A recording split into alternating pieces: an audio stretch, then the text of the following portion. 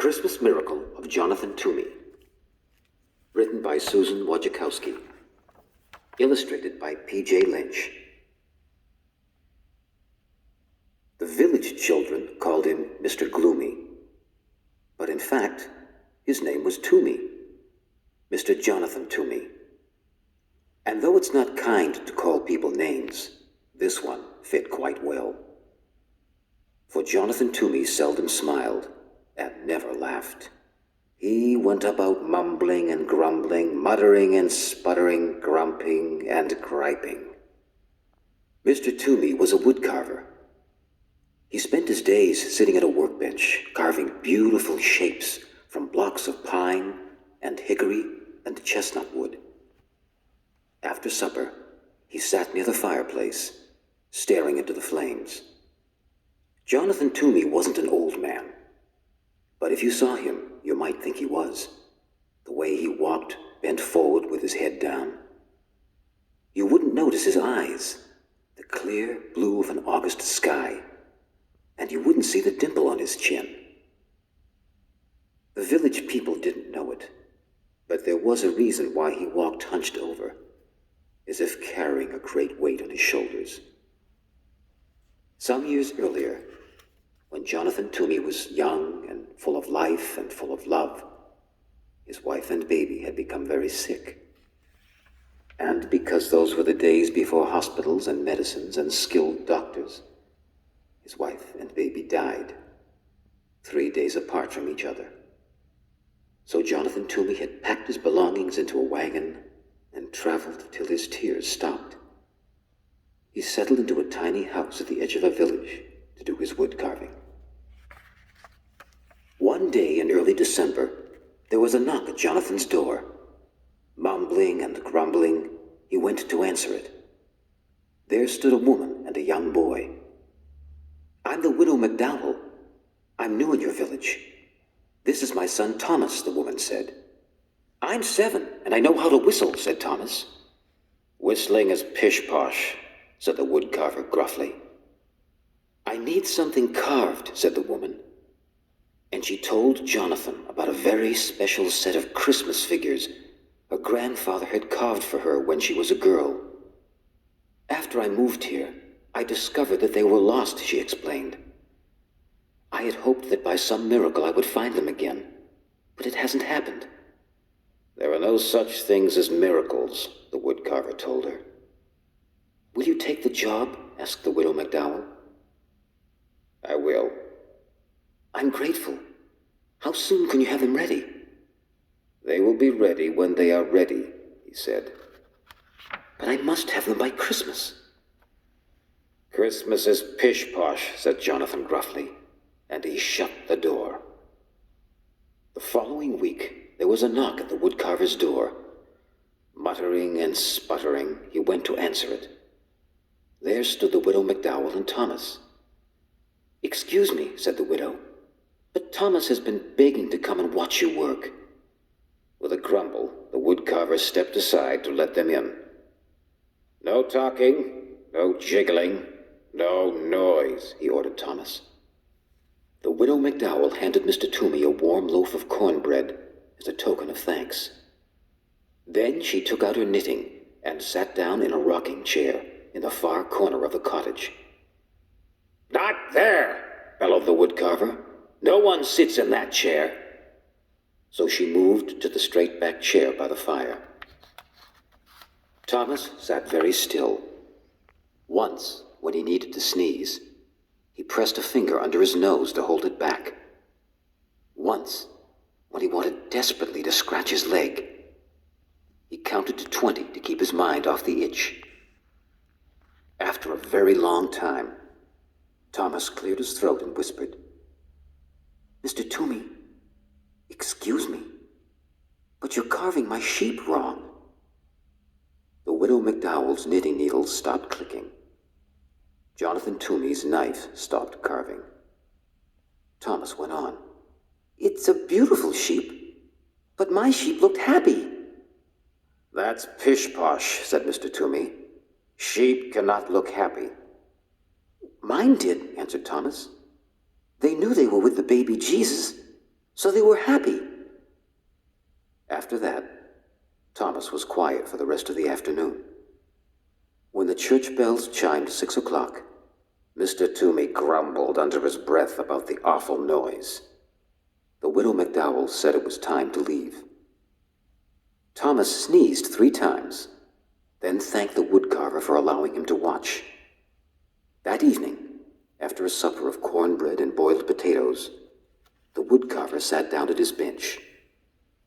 He worked on the sheep until his eyelids drooped shut. A few days later, there was a knock at the woodcarver's door. Griping and grumbling, he went to answer it. There stood the widow and her son.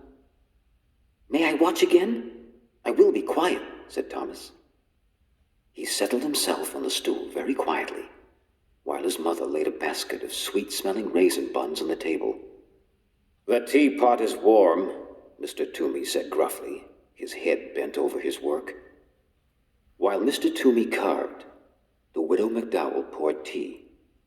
She touched the woodcarver gently on the shoulder and placed a cup of tea and a bun next to him. He pretended not to notice, but soon both the plate and the cup were empty. Thomas tried to eat the bun his mother had given him as quietly as he could. But it is almost impossible to be 7 and eat a warm, sticky raisin bun without making various smacking, licking, satisfied noises. When Thomas had finished, he tried to sit quietly. After a very long time, Thomas whispered, "Mr. Toomey, excuse me, but I must tell you something. That is a beautiful cow, but it's not right. My cow looked proud." "That's pish-posh," growled the woodcarver. "Cows cannot look proud." "My cow did. It knew that Jesus chose to be born in its barn, so it was proud." Thomas was quiet for the rest of the afternoon. When the church bells chimed 6 o'clock, Mr. Toomey muttered under his breath about the noise. The widow McDowell said it was time to leave. Thomas shook first one leg, then the other. He thanked the woodcarver for allowing him to watch. That evening, after a supper of boiled potatoes and raisin buns, the woodcarver sat down at his bench. He worked on the cow until his eyelids drooped shut. A few days later, there was a knock on the woodcarver's door. He smoothed down his hair as he went to answer it. At the door were the widow and her son.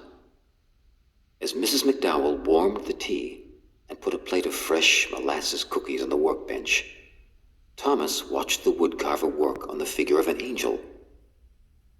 After a very long time, Thomas spoke. "Mr. Toomey, excuse me, is that my angel you're carving?" "Yes. And would you do me the favor of telling me exactly what I'm doing wrong?" "Well, my angel looked like one of God's most important angels, because it was sent to baby Jesus." "And just how does one make an angel look important?" asked the woodcarver. "You'll be able to do it," said Thomas. "You are the best woodcarver in the valley." After another very long time, Thomas spoke. "Mr. Toomey, excuse me, may I ask a question?" "Do you ever stop talking?" asked the woodcarver. "My mother says I don't. She says I could learn about the virtue of silence from you." Under his beard, the woodcarver's face turned pink. The widow McDowell's face turned as red as the scarf she was knitting. "Well, speak up. What is your question?" "Will you please teach me to carve?" "I am a very busy man," grumbled the woodcarver. But he put down the important angel. "You will carve a bird." "A robin, I hope," said Thomas. "I like robins." With a piece of charcoal, the woodcarver sketched a robin on a piece of brown paper. He handed Thomas a small block of pine and a knife. He showed him how to lop the corners from the block and slowly smooth the edges of the wood into curves. When the church bells chimed 6 o'clock, Jonathan Toomey was holding Thomas's hand in his, guiding the knife along the edge of a wing. The widow McDowell said it was time to leave. Thomas brushed wood shavings from his shirt. Then he reached out and brushed 2 especially large pieces of wood shaving from Jonathan Toomey's beard. He thanked the woodcarver for teaching him how to carve. Later, after a supper of boiled potatoes and molasses cookies, Jonathan Toomey went to his workbench. He thought for a long time. He carved the angel until his eyelids drooped shut. A few days later, there was a knock on the woodcarver's door. Mr. Toomey jumped up to answer it. There stood the widow McDowell and Thomas. While Thomas and Mr. Toomey carved, Mrs. McDowell put a bouquet of pine boughs and holly sprigs in a jar of water. She scrubbed Mr. Toomey's kitchen table and set the jar in the center on a pretty cloth embroidered with lilies of the valley and daisies, which she found in a drawer below the cupboard. Next, I will carve the wise men and Joseph, the woodcarver said to Thomas. Perhaps before I begin, you will tell me about all the mistakes I'm going to make? Well, said Thomas, my wise men were wearing their most wonderful robes because they were going to visit Jesus. And my Joseph was leaning over baby Jesus like he was protecting him. He looked very serious.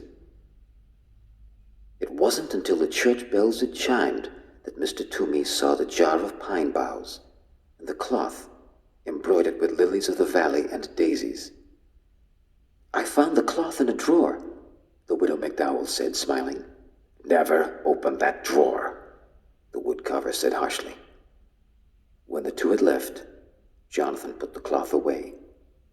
That evening, after a supper of boiled potatoes, the woodcarver worked on Joseph and the wise men until his eyelids drooped shut. A few days later, there was a knock on the woodcarver's door. He dusted the crumbs from his beard and brushed the sawdust from his shirt. At the door were the widow McDowell and Thomas. All afternoon, Thomas watched the woodcarver work. When it was time to leave, Jonathan said to Thomas, I'm about to begin the last 2 figures, Mary and the baby. Can you tell me how your figures looked? They were the most special of all, said Thomas. Jesus was smiling and reaching up to his mother, and Mary looked like she loved him very much. Thank you, Thomas, said the woodcarver. Tomorrow is Christmas. Is there any chance the figures will be ready? The widow McDowell asked.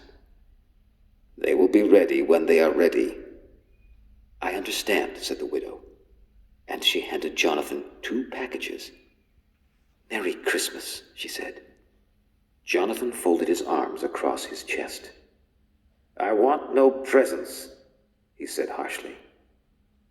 That is exactly why we are giving them, answered the widow. She put them down on the table and left. Jonathan opened the first package. Inside was a red scarf, hand-knit, warm and bright. He tied the scarf around his neck. The other package held a robin, crudely carved of pine. Jonathan dusted the fireplace mantel with his sleeve and placed the robin exactly in the center. The woodcarver did not eat supper that day. Instead, he began to sketch the final figures, Mary and Jesus. He drew Mary, then wadded the sketch into a ball and tossed it on the floor. He drew the baby, wadded the sketch into a ball and tossed it with the first. He sketched again. Once more he crumpled the paper. Soon there was a small mountain of crumpled papers at his feet.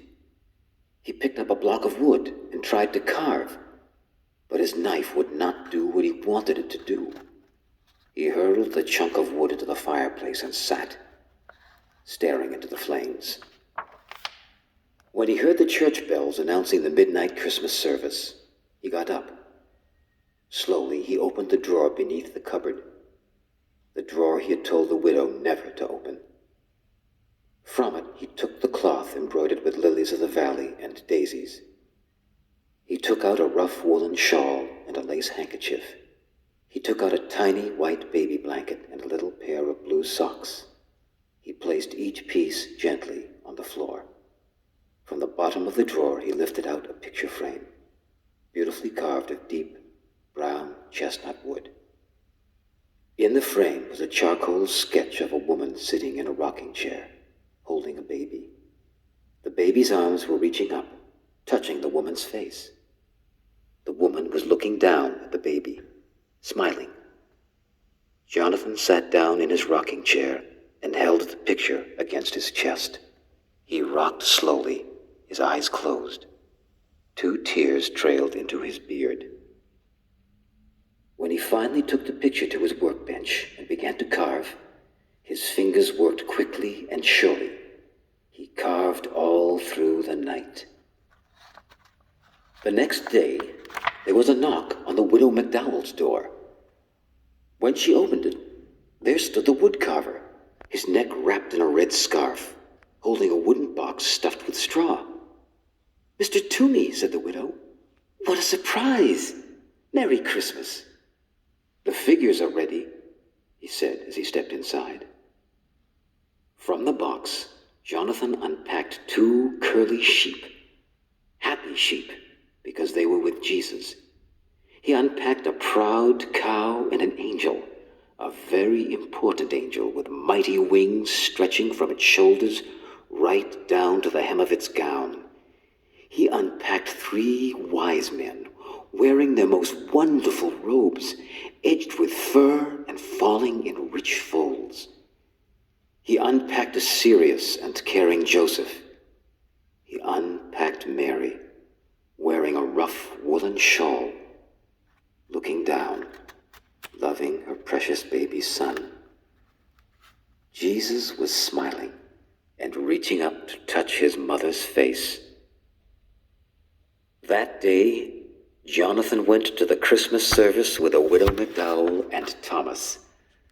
And that day in the churchyard, the village children saw Jonathan throw back his head, showing his eyes as clear blue as an August sky, and laugh. No one ever called him Mr. Gloomy again. We here at McDougall hope you enjoyed this wonderful Christmas story. Please know that we love you and we hope that you have a wonderful story like this and can share the love that Jesus has given us. Have a Merry Christmas and see you in the new year.